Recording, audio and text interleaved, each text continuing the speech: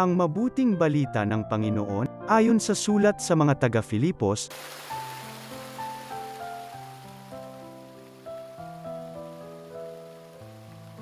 si Kristo Jesus, bagamat siya'y Diyos ay hindi nagpilit na manatiling kapantay ng Diyos, bagkus hinubad niya ang lahat ng katangian ng pagka-Diyos, nagkatawang tao at namuhay na isang alipin.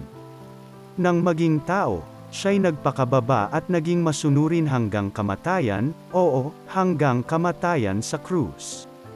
Kaya naman, siya'y itinampok ng Diyos at binigyan ng pangalang higit sa lahat ng pangalan.